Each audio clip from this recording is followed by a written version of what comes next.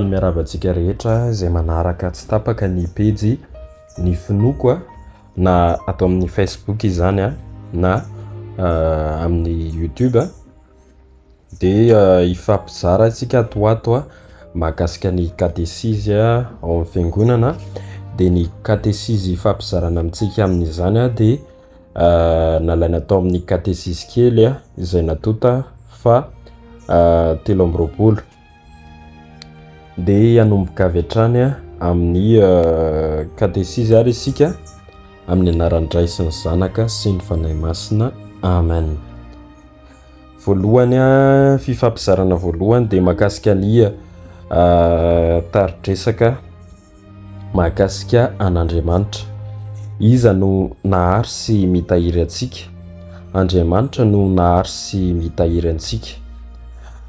Mba haninona isika no harian'Andriamanitra?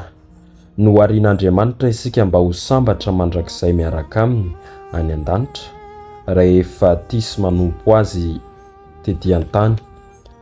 Inona ny fiainana mandrakizay? Ny fiainana mandrakizay dia asambarana tsy mety lany any an-danitra miaraka amin'Andriamanitra soa indrindra.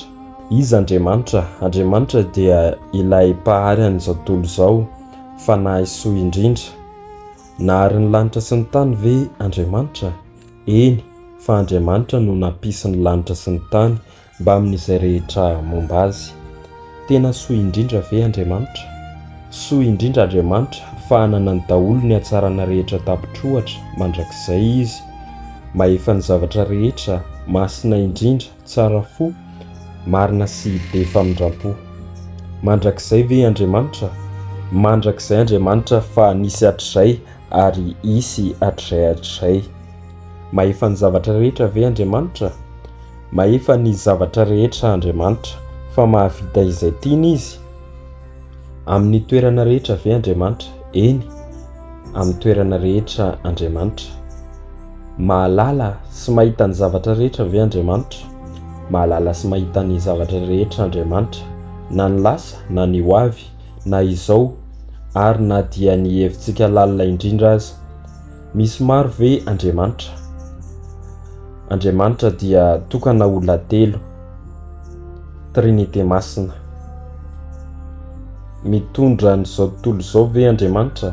Eny, Andriamanitra no mitondra izao tontolo izao amin'ny mpitondrana mahagaga. Takatra ny saintsika daholo ve ny momba an'Andriamanitra?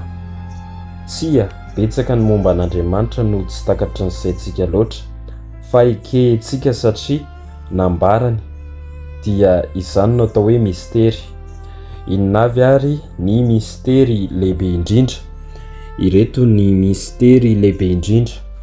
Voalohany, tokan'Andriamanitra kanefa olona telo dia Ray, Zanaka, Fanahy Masina, Trinité masina.